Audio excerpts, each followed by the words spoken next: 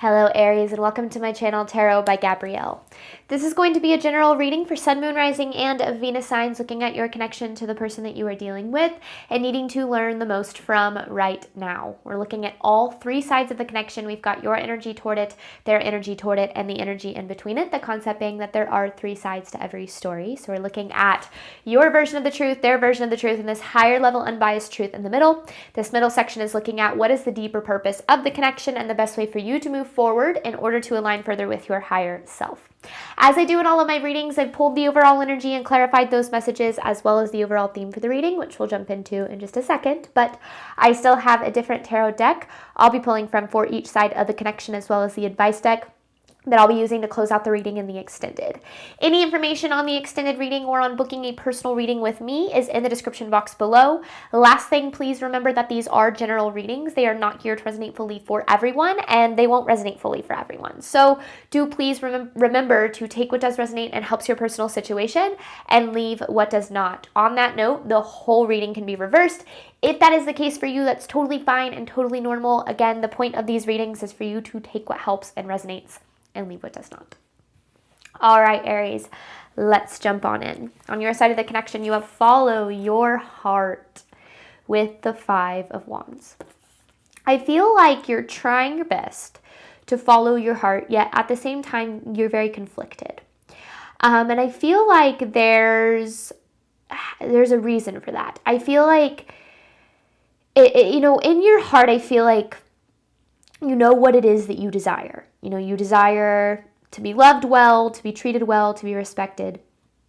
But I feel like you struggle to find connections that love you in the way that you are really deserving of. And when it comes to this connection, I feel like it doesn't.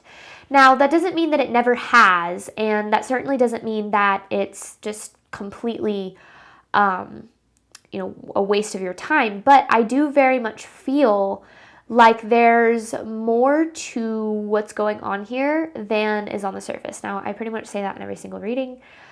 There's always more than is on the surface, which is, kind of my intention for my readings, which is to dive below the surface of what's going on. Now, this person, they have deja vu with the world in reverse. So this, I feel like, is less about their, energy, like how they're feeling, and more about how this energy keeps appearing in your life. Because this deja vu energy is kind of like, I was gonna say like a broken record, or I've never noticed that before. On this card, you can literally see little scratches on the CD. It's like, it's a cycle. It's just stuck in a loop almost with this person. I feel like, it's almost like you could predict their behavior. Like, you're like, I know that they're not going to show up, or I know that they're going to do these things to hurt me, or I know that, this is what it's going to be like. Yet I feel like you feel, strong feelings for this person, and you feel like there's a lot of potential here, so you hold on to what it could be, but yet at the same time, you're stuck in this cycle of experiencing the same thing over and over again when it comes to this connection. Now, the other way I could see this message is you tend to attract people that kind of treat you the same way. So your connections always end the same, or they always play out the same, and there's a deeper lesson associated with that cycle. In between the connection, you have fate with the Justice in reverse. When we experience something over and over again, we start to believe that that is just what we are fated to experience. We start to believe that the lack of love and the lack of finding the relationship that we deserve, that we've experienced, we start to go, well, maybe this is just how my life is supposed to be. Like, I'm supposed to be alone, or I'm always supposed to struggle in relationships.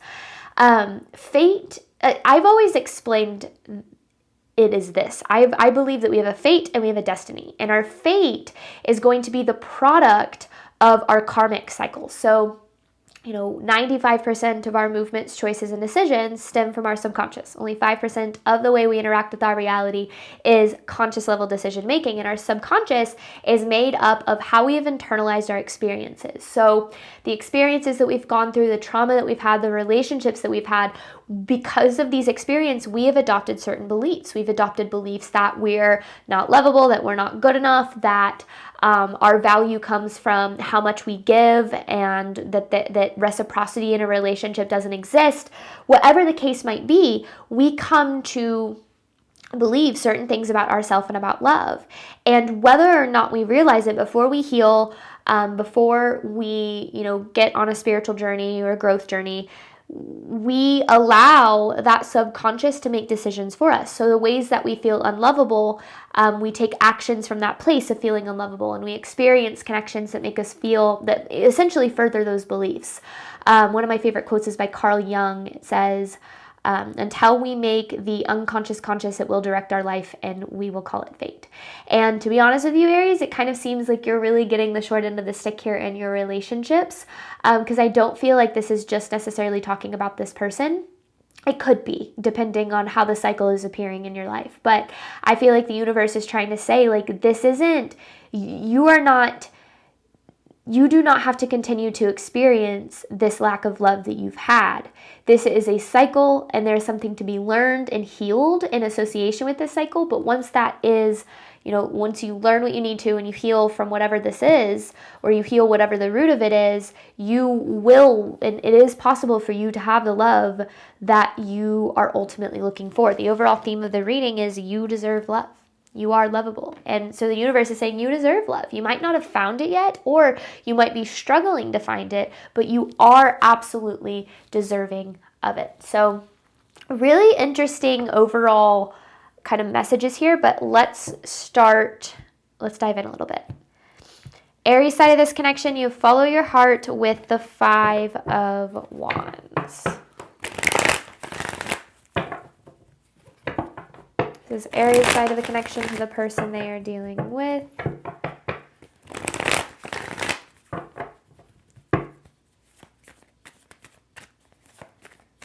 Aries side of this connection to the person they are dealing with. Knight of Swords. Ooh, upright.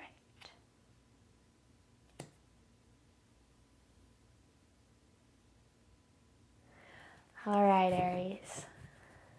3 of Wands, 10 of Wands in reverse. Let's get real here. I feel like you have a tendency in your relationships, and I feel like, yes, we're going to talk about this person, but I feel like first I want to back up, because I feel like there's something, there's a bigger picture message that doesn't just have to do with this connection. I feel like you have a tendency to run from love in places where it's given, but to chase it in places where it's not. And I feel like in this connection with this person, I feel like they don't show up with the kind of love that you are looking for, which makes you want it more. It makes you want to invest even more, because there's a part of you that believes that on a subconscious level, like we just kind of talked about, that you are undeserving or not good enough for love. And when we believe that, that's what's going to happen. We're going to run from it, from the people who provide it to us, and we're going to chase it in people who don't. And I feel like maybe you and this person have kind of, maybe the roles have reversed. Like there's been like, sometimes you're running, sometimes they're running, sometimes you're chasing, sometimes they're chasing. But that back and forth and push and pull is, I feel like, a dynamic that keeps appearing in your connections. Now, the 10 of Wands in reverse is this energy of trying to take on the burdens of another person. So trying to fix, heal, save somebody else. We do that when we believe that our value is dependent on how valuable we are to others. That unless we are saving someone, fixing someone, sacrificing for someone, that we are not inherently valuable or deserving of love. And that is absolutely not true. Your value does not come from how valuable you are to someone else. You are inherently valuable as you are, which, yes, that does make you valuable to other people, but your value doesn't come from how valuable you are to other people. And sometimes when we believe that our value comes from how valuable we are to others, we focus so much on how we can be what others need, and we, in the process, sacrifice our own needs. And so I feel like there's a lot kind of going on in terms of the dynamic of this connection, but the bigger picture is that there's a part of you that doesn't believe that you are deserving of love for who you are, unless you are going like above and beyond to show that you are lovable. Which I feel like is what kind of keeps you in the Five of Wands energy, that kind of like back and forth, is you're like, I desire to have the love that I deserve, but what if I can't have it? What if this is as good as it gets? What if, if I walk away from this connection, or if I set a boundary, or if I choose myself, like what if nothing better comes along? Which is why I feel like you're struggling to really follow what's best for you, because there's this fear of like, but what if, now what we believe is possible is directly correlated to what we believe we're worthy of. So if you don't believe it's, the love that you desire is possible, or that it's possible for you to have the love that you're looking for, it's because a part of you has been taught that you're not good enough for it. And right now, that part of you is making a lot of decisions in this connection. Aries side of this connection. There's a lot going on here. Queen of Swords in reverse. We've got a closed off heart. That's interesting. Closed off heart here. It's like you desire love. I feel like you've just been hurt a lot, Aries. And I feel like whether it's by this person or other people, I just feel like you've been hurt a lot. And it's almost like you desire that love, but yet I don't think you trust anyone. Queen of Swords in reverse. Yeah, the Eight of Swords. Five of Swords. There it is. Defensiveness, pushing people away, keeping people at a distance. And I get why.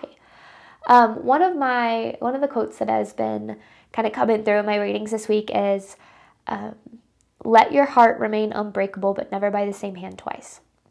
And I really like that quote because I feel like it presents this truth that we have to always continue to be vulnerable, to put ourselves out there, to trust and believe in love. But when we are dealing with someone who consistently makes us feel a certain way, or when someone does something to like show us who they really are, we have to remove their opportunity to hurt us again. Everyone deserves a second chance, but when you start handing out third, fourth, fifth, sixth, seventh chances, you're officially stuck in a pattern. Now, your pattern might actually be, it's the chaser runner thing. It's like when you're not experiencing the love that you desire, you chase it, but then maybe when you receive it, you might get a little bit bored with it because there's no chase. That's something. That's an indication of something deeper going on that we'll definitely want to address. Because when we chase love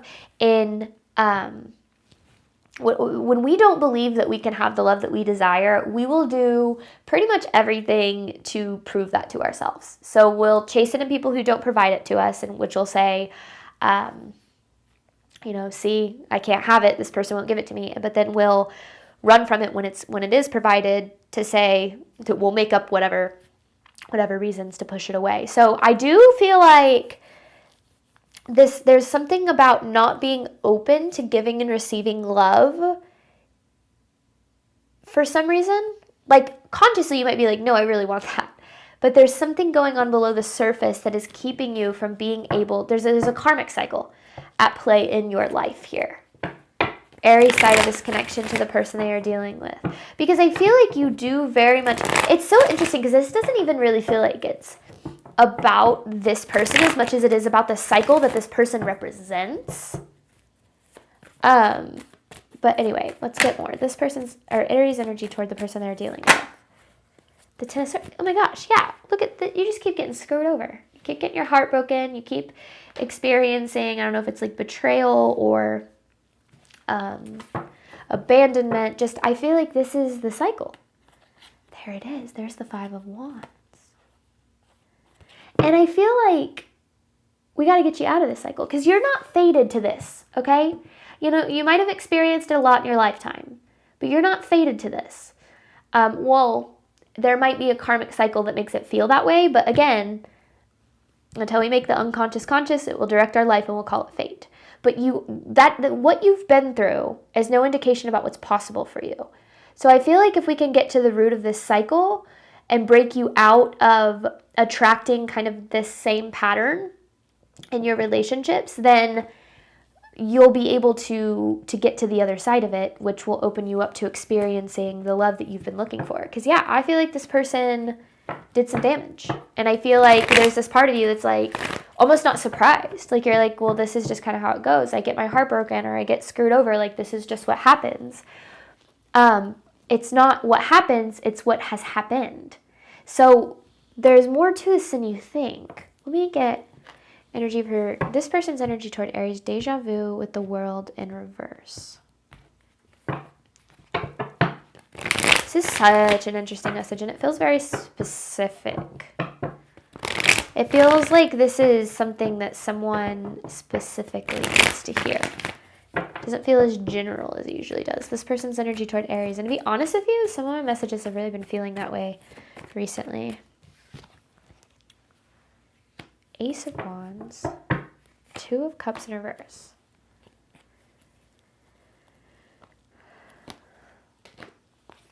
Ace of Cups in reverse. So this person has feelings with the Ace of Wands. Like I feel like they have feelings, they have passion for this connection. But then you have this Two of Cups in reverse, where it's like, it doesn't feel like this person has the emotional depth and connection that you're looking for. So it's almost like there's a desire, but there's not a connection. Something that I have had to spend a lot of my spiritual journey on is learning the difference between love and infatuation. Two completely different things. Infatuation is chemistry, it's excitement, it's passion, it's physical connection.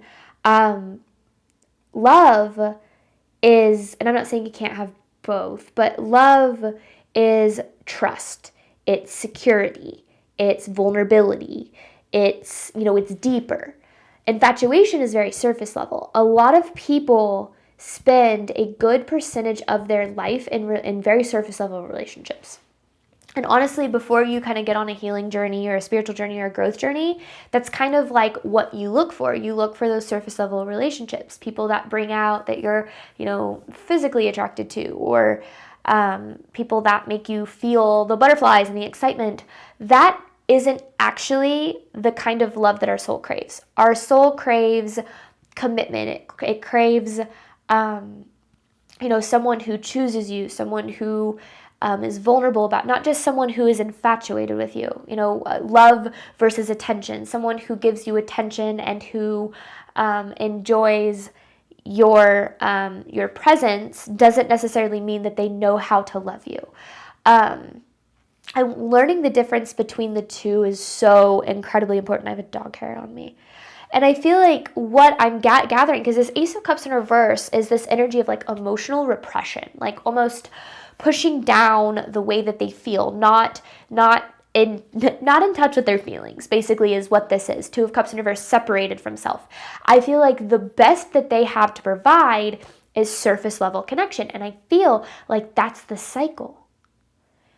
Attracting people into your life who only provide you with surface level commitment or surface level connection, but then when it comes to connecting deeper than that, what in the world? There's a dog hair on my nose and I can see it and it's driving me crazy.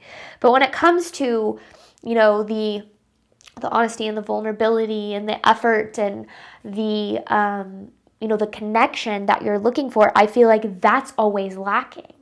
And that's why I feel like you either get your heart broken or things fall apart, is because surface level connections are not sustainable. There's that when you're in a relationship with someone in the beginning, when you meet them romantically, there's all these chemicals in your brain, dopamine and serotonin and oxytocin, literally oxytocin being called the love drug. That is released when you first experience being with someone. But eventually, that is going to go away. Eventually, you're going to settle into a connection and those chemicals aren't going to be there anymore. And you're going to be left with what's left. And that is usually when a lot of couples break up. When they lose that, they call it the end of the honeymoon phase, they lose that, they're left with a connection. I feel like what keeps happening to you is you meet someone and you have this intensity and it's so exciting and all, but then eventually it goes away. And since you haven't been able to develop a connection because you keep attracting people who don't have the capability to do so, eventually the connection falls apart or it turns very toxic. And so I feel like there's a need to almost reframe the way that you view relationships and what they really mean. Because I feel like it's you keep attracting people who hurt you because you keep or connections that hurt you. I don't want to necessarily just blame the other person all the time, but specifically with this person, and it happens a lot in unhealthy toxic relationships too, is you get together, the connection's exciting, but then you guys fight, and then like there's the breakup makeup, right? It's really, really exciting when you're making up. You get that intensity back, you get the passion, those chemicals are flowing. Eventually they go away, there's drama, there's a breakup, whatever happens, but then it's almost like you meet again and then the excitement's there, and it's literally this cycle of like these highs and lows. And I've learned that in healthy relationships, those highs and lows don't really exist. It's not as exciting and intense and sparks flying and blah, blah, blah. It's calm and it's secure and it's, it's safe. It's wonderful and beautiful, but it's not the intense highs and lows that a lot of people think represents what like a connection is. And so I don't know, I feel this is so interesting the way that these messages are coming out, but I feel like what you keep attracting people who you have feelings for, or who have feelings for you, but who are incapable of connecting beyond that, don't have the emotional availability to connect with you on a deeper level, which then eventually, like I said, the drama starts to happen, things fall apart. So what else does Aries need to know about this person's energy toward them? This is so interesting. Like, we're really getting into just the psychology of relationships, it feels like, which I feel like usually happens. The Queen of Swords and King of Swords both in reverse, which is really interesting. Because I feel like, first of all, you could be dealing with an air sign. Gemini, Libra, Aquarius, you absolutely do not have to be. But I also feel like you and this person, there's some game playing going on here. Now, whether it's they're trying to play games and you're not, but yet you keep kind of getting sucked into it, I don't know. But I do feel like there's some mind games. There's some like, who's going to text who first, maybe the silent treatment. And I feel like that is part of the problem. There's a lot of drama here, a lot of chaos in this connection.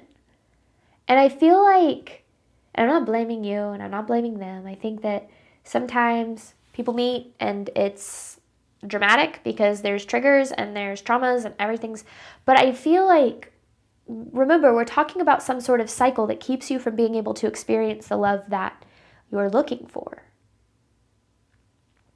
And this person, whoever's coming to mind right now, is representing that cycle. And I feel like there's a little bit of like I said, mind games, maybe telling you what you want to hear. It just feels very, it's like, I feel like you guys are a mirror of each other, first of all. And I feel like when they start to pull away, you start to chase. But then when you start to pull away, they start to chase. And it's just like you're never both on the same page. Maybe in the beginning, like when there's this makeup, right? But then you go back to the push and pull. And that dynamic is keeping you stuck from being able to experience the love that you're truly looking for here. Wow, this is wild. This is a very interesting reading. I don't know how else to explain it. All right, this person's energy toward Aries.